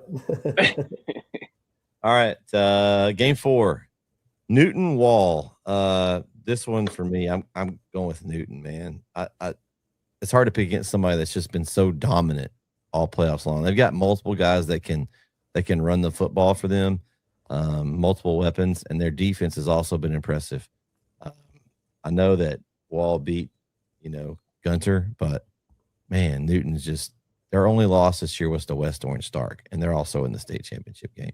So I'm going to take Newton to get the win. All right, Kay, who you got this time? I'm not going to hold you up or keep this suspenseful. Give me the Newton Eagles to dominate the Wall Hawks on Thursday night. Jeremy? Yeah, give me Newton as well. Eagles fly higher than Hawks. They can see him coming from a mile away, so they're going to come down and drop the hammer on him. Game over. Fly, Eagles, fly. I like what you did there. I don't know about that. Let's not go that far. He's not good. Uh-oh, we got the – oh, jeez. You didn't started it now, Jeremy. You got him all. I did. Dang it. He's in a good mood. He's in a good mood. Look at that. Yeah. Hey, a shutout victory. I know it's the Raiders, but a shutout victory. Why wouldn't you be in a good mood? It's a good week. It's a great week when the Eagles get a victory on Sunday. Mm-hmm. All right. Game 5, Stephenville and Kilgore. Yeah, no suspense here. I'm going with the Kilgore Bulldogs. Respect the K. Kilgore comes home with the state championship for East Texas. All right, Jeremy, who you got? Yeah, give me the Bulldogs. Give me Kilgore. Give me the Red K all day. The Red K. KO, are you going with K? Listen, Tuesday's a great day to be a Bulldog. Monday's a great day to be a Bulldog. Wednesday's a great day to be a Bulldog. Thursday, Sunday, and Saturday are great days to be Bulldogs. But Friday will be the greatest day to be a Bulldog. Respect the K. The Kilgore Bulldogs win their first state title since 2004. They're beating Stephenville. Give me the K. It's going to be a great day to be a Red Dog in general, I believe. That's right. There's going to be a lot of red in that stadium on Friday. Yeah, because I imagine there'll be some Kilgore and Carthage fans that show up for each other in this one. I do, real quick, I want to say that last year they flopped. So Carthage played at 11 and Kilgore played at 3 last year.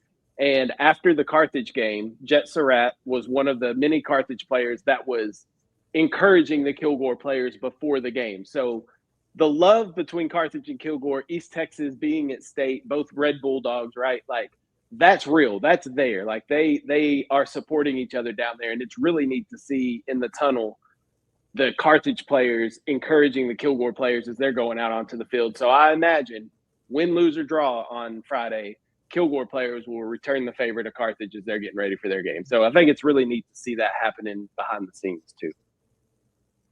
Well, that is cool. I mean, I know we've gone before and there's a lot of East Texas fans that just go just to support all the East Texas teams that are there. So it's a real neat deal. Obviously, Kilgore and Carthage have already battled it out on the field, so they respect each other. As that was a hard-fought game in week 1.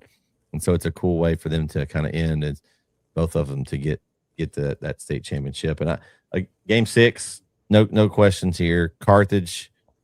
I think the Red Dogs are going to dominate that day on Friday, and I think they're going to go and get that W too.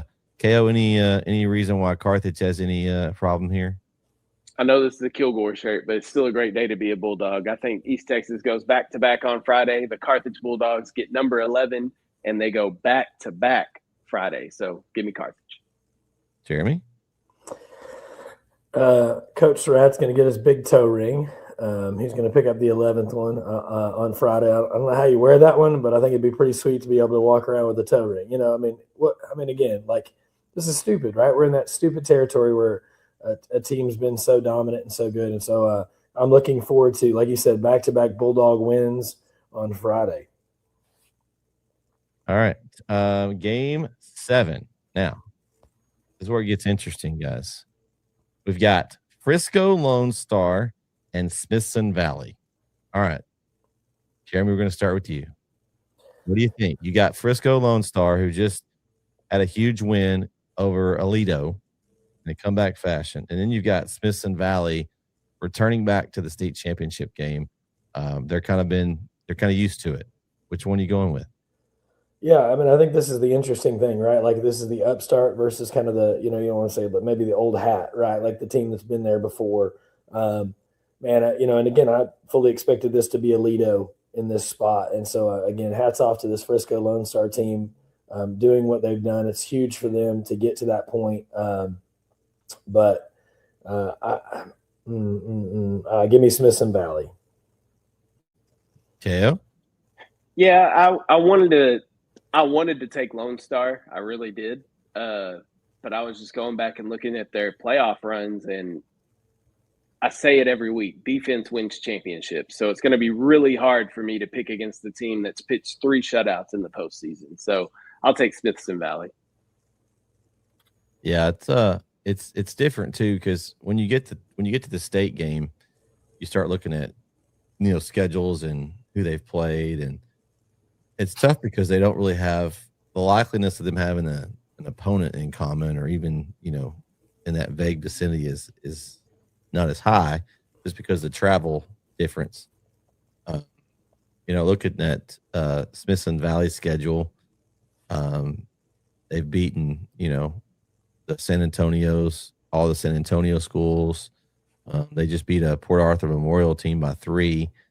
So both games were close in the semis. So that's one that neither team kind of asserted their dominance in that semifinal. Yeah, I go with the team that's been there. Like, I think Smithson Valley, they've been there, they've done that. It's going to be one of those, a routine visit.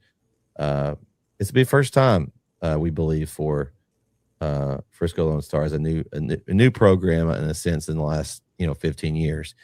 Not that I don't think they can compete, but now I will say Frisco's a little closer than Smithson Valley, so the crowd factor could be a factor for them. They could draw a little bit more fan support, as it's a little bit closer trek to Frisco, or from Frisco to Arlington, than Smithson Valley to Arlington. So that could be a factor, but I'm going to go with Smithson Valley because they're kind of the proven commodity. But that doesn't. I think this could be a really good football game. It'll be interesting to see that style clash. If Frisco Lone Star can put up points, will Smithson Valley be able to match? Because their games have been more of a high scoring affair than defense. So I'm going to go with Smithson Valley too, but I think this could be a really good football game. All right, game 8. Stock versus Richmond Randall, guys. And man, this is going to be a tough one. KO, we're going to let you go first. Who you got? Gee, thanks. I appreciate you so much for letting me go first. I'm letting you go first. Listen, this is a rematch, obviously. I think it's hard to go against Sock. Like, it's hard to go against this Sock team after I've seen them against Mount Pleasant and other teams, Longview. Richmond Randall, though, defending state champs, going back to defend their crown against the same team that they beat a year ago. Hard to beat a team twice. Richmond Randall, 15-0 KO. Yep. Here are their scores. 55-0, 64-6, 56-29, 51-6, 49-42 over Iowa Colony, 25-7, 75-0, 70-0, 61-7, 56-7, 54-20, 59-28, 83-20, 45-35 again over Iowa Colony, and then 40-16. That was over Bernie. So Iowa Colony has played them. The only team that's really played them close. They lost. They beat Iowa Colony by 7 and by 10. Everybody else. Now you look at Sock's schedule. They lost to Duncanville by 7. Is Duncanville playing still? I believe they are. Yes. Okay. So that would be considered a good loss. Now, they also beat North Shore in week 1 by 10. It's impressive. And they of course, they beat Longview. They beat Mount Pleasant. Also some pretty good wins. 59-0, 44-0, 55-0, 62-0, 48-0, 55-0, 48-0. Shutout wise, they've had quite a few. 1, 2, 3, 4, 5, 6, 7, 8 shutouts this year out of their 14 games. So listen, I think this is going to be a great game. I'm going to give the edge to Sock because of the wins over Duncanville, Longview, or not Duncanville. Yeah, Duncanville, Longview, and they lost to Duncanville, but it was a close. Lost to Duncanville. But you said they beat North Shore too, right? They beat North Shore, yes. Yeah, I'm taking Sock. I think it's going to be close. Like last year was a 3-point game. I think we're in for the same thing again, but it's hard to pick against the Mecca at this point. Jeremy. I'm gonna go. Yeah, I mean, I think this is gonna be a really, really good game, right? Like, I think this is gonna be one of the. And again, they're all gonna be great games. Like, that sounds silly to say at state championships, but I'm gonna take Sock as well. Yeah, I'm looking at that schedule and looking at the shutouts. Like, to me, I think it's interesting clash though, because you've got a team in Richmond Randall that's put up some high point totals this year at times. But I think it's a revenge tour from Sock. I think they're one of those teams that I don't want to tick off. Like they remember that they lost last year. They're going to have that as motivation. And when there's a really good football team that's motivated, KO, that usually is not a good thing for the other opponent. No, not normally. No. Okay. And a team like Sock doesn't need any. I mean, they have enough motivation as is. So going up against a team that beat them for a state title a year ago, that's just extra motivation to a team that's already super motivated. It's dangerous. Yeah, I agree. All right. So game 9, Duncanville, North Shore. Jeremy, who you got in this the 6th matchup in this classic? This feels like the Rocky movies, right? Like this is Rocky 9 or something. Yeah. I thought Allen would beat Duncanville. Hold on, Jeremy. Let me give you some stats here. What you got for me? The previous 5 state championship matchups, North Shore won in 2018, 41-36. That was that Hail Mary on the final play. In 2019, they won 31-17. 2021, North Shore won 17-10, so 3 in a row there. But in 2022, Duncanville won 28-21, and then in 2023, Duncanville won 49-33. So just want to give you that information. 3-2 North Shore owns the series matchup. Correct. Well, I'm going to go for the even split here. I'm going to say it's going to go 3-3. Give me Dunk. Okay. After what they did to Allen, and again, not that North Shore is a pushover, but I thought the Allen game would be close, and they were coming for blood, and so now you're jumping the train. I see you. You're jumping the train now. Okay. Listen, if the team you pick gets beat, why would you pick against the team that beat them? I mean, that doesn't make sense, right? If the team, you can't pick the team that got beat, so you might as well pick the team that whooped them.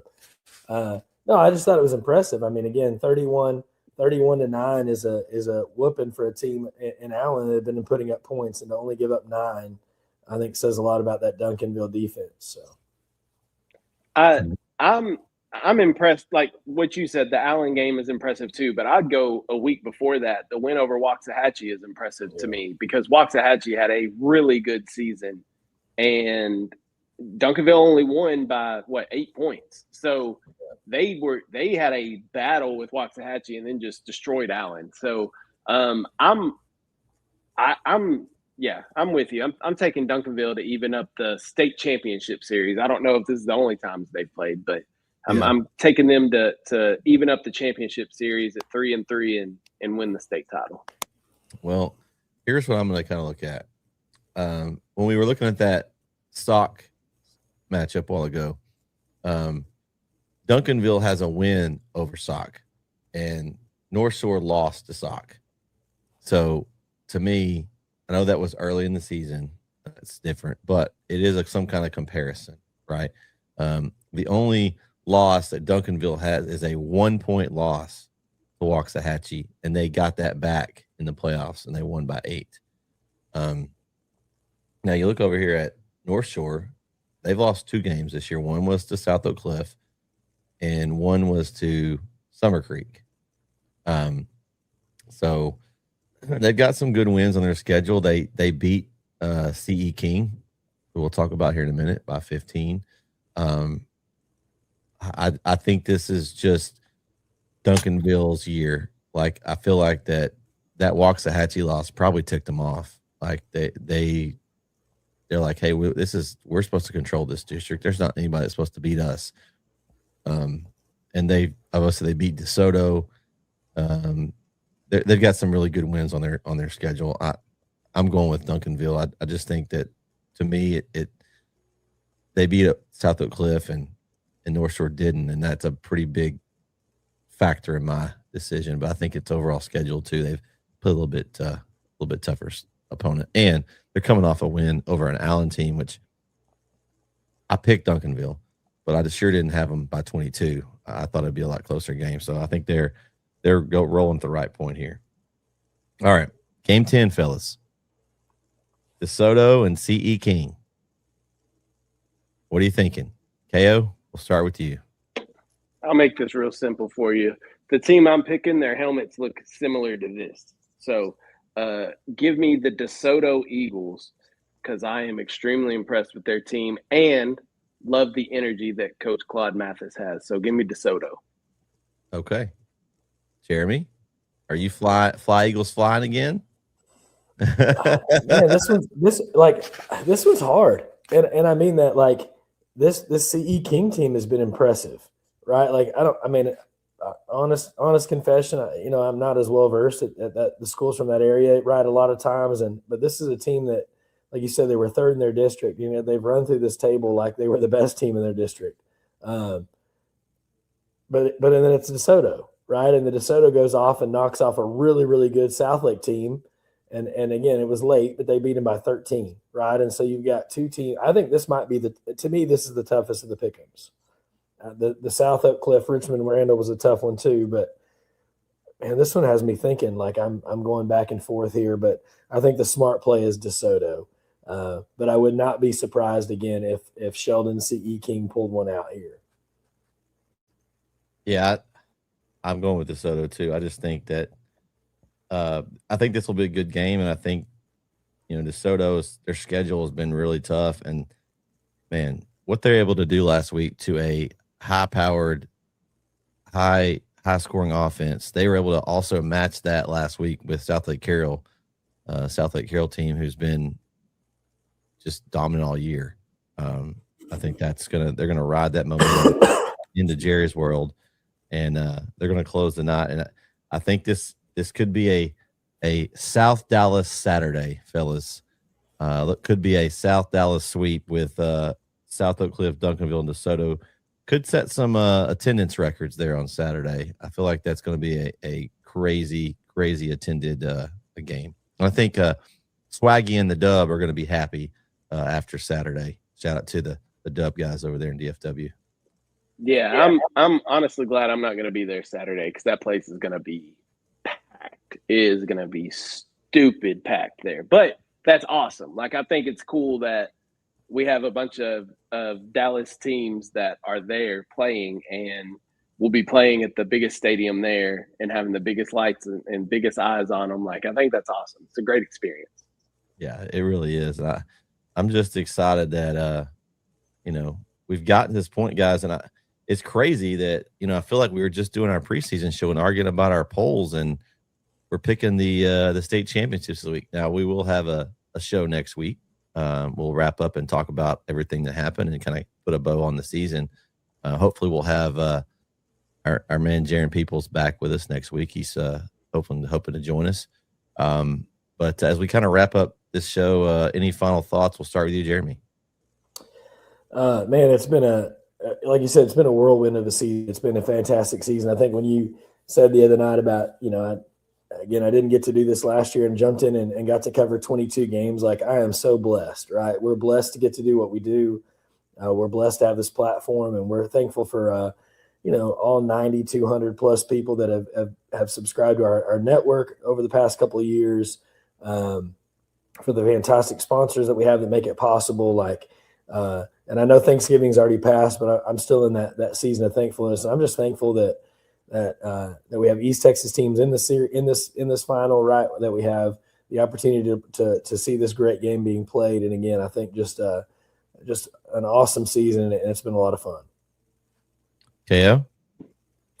Yeah, I echo almost everything Jeremy said there. Like, this has been, obviously I haven't been able to call games with NETSN because I got my other full-time job over there that I got to do, but being able to talk high school football with y'all every week and follow along with these games and interact with the people at games, like, that's been the cool thing I think this year. I'm on TV, and I've been recognized more from this podcast than being on actual television, which is mind-blowing to me, but it's awesome, and it speaks to the viewers that we have watching the show. So thank y'all for watching, because if y'all didn't watch, we wouldn't be sitting here doing this. So we appreciate everybody that watches. And I will say, if you see me at the state games this week, say hello, give me a shout or something. And I think that it's neat to interact with everybody out in the public. So I'm excited. It's a state championship week is always kind of like a nice bow on the season. And it's really fun to be there and celebrate with everybody, just celebrating high school football. Dave Campbell's Texas football will be there. So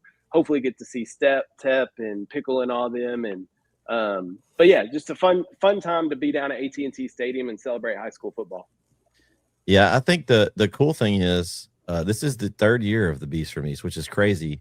We the first year we had the wrap-up show as well, and we had that, and when we decided to kind of transition to just do the bEast from the East, and it kind of enhanced and it takes in everything. We didn't have a huge audience, and it's still hard to know like how many people are out there actually watching. And it has been cool. Like, we've been at some games, Jeremy and I have been, where they've come up to us and, oh, we love you guys' show, and that it's crazy to me, Kyle. And that, I think that's, I mean, you even said it just a minute ago, is our little lonely podcast here. People recognize you on that, and you're on TV every week. So I mean, I think it's a cool thing for because you're able to let them know about what you have going on, because obviously you're a full-time gig. That's all you're doing is covering all these East Texas players and teams and communities. And so it's a great place for us to be able to do that. And again, we're going to be back next week to kind of put a bow in the season, and then at some point in the February we'll have a realignment show. We'll get to talk about the districts. There's been some predictions and stuff coming out, kind of interesting. I'm looking at one, and I looked at 4A Division I, and I didn't see my squad in there. So then I went to 5A D2, and yep, it's yeah. But that 4A Division I district, the way they've split that was kind of interesting. 5 playoff teams in one district there was yeah. And Chapel Hill and Paris in the same district is strange to me. But again, just mock realignments, nothing official, but it's fun to look at. But that'll all be coming up over the next few months. And again, we'll have basketball. Basketball season has started. Kyle does put on the headset a little bit for us and gets to kind of get back in there. So he'll be on and Jeremy and myself will all be doing games. And we got some good teams we're following this year. I think out of the teams that we're covering, we've got about 5 or 6 of them that are actually ranked in their classification. Between you get the White House girls, both Brook Hill girls and boys, of course, Martins Mill, both their teams are ranked, and the Tyler Heat are always one of the teams around this area in the region, not even nationally. They went to the national tournament last year, so they're a fun team to watch. So we got a lot of good games on NETSN, so make sure you go check some of those out and help us out, like, subscribe, and also check out the app. If you haven't seen the app and you've just been under a rock, Jeremy, tell everybody you love to tell about the app. You're my app advertiser. Tell them why they should get the app, and if they've missed the playoff bracket, they've missed out on an incredible piece that we've added this season.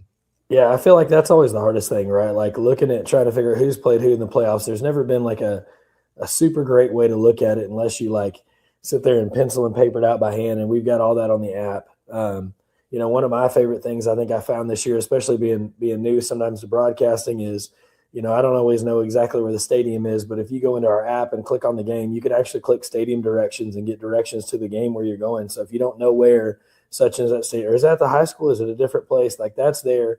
Again, you get live score updates. You get matchups. You can see who's playing who. You got your pick'ems. You got your polls, right? All that's there, and it's all for the expensive, high, insanely incredible price of free, right? Like it doesn't cost you anything. And again, that's thanks to sponsors that we have. There is not a better free app for high school football and sports that I know of. It is a great app. It's easy to use. It's well maintained. Again, we're making updates to it all the time. It's one of my favorite things. And again, it has all that you need to get where you need to get on Friday night, Thursday night, Saturday, whatever that happens to be. Yeah, and another big thing too is you said free, but it's not free to do all this. So we always are looking for sponsors. This show, we don't have a sponsor for the show. Would love to have a sponsor for our bEast from the East show each week, and so it's something we'd love to have. And so if you're interested in sponsoring teams, sports, our show, anything that you're looking to sponsor, you can reach out to us. People, hey, yeah, you can wear something. I'll be a NASCAR driver, and I'll have ads all over me if that's what it takes, guys. So if you want to sponsor me, I'll put ads all over the place. But yeah, we're always looking for people to support the network, whether it's just you want to just say, hey, we love what you do, we want to support, or obviously that we get great viewership on our stuff, and so we can advertise your business on here as well. So but that's pretty much going to wrap it up for this week's episode of bEast from the East. If your team's still in it, or if you're an East Texas fan, we've got lots of teams in it. So tune in. Victory Plus will have all the games live and free for you to watch this year. Go Rams, go Dogs. You got the Dogs and the Rams are playing this week. So make sure you get your pick'ems in to kind of finish the year off. For Mr. NETSN, Brett Swinney, you got Jeremy Diamond, Mr. Red Zone Coach Kyle Owens. We are signing off for the evening. We'll be back next week to give you the updates of how the pick'ems finished and more sports scores for you. You have a great evening. Bye, everybody.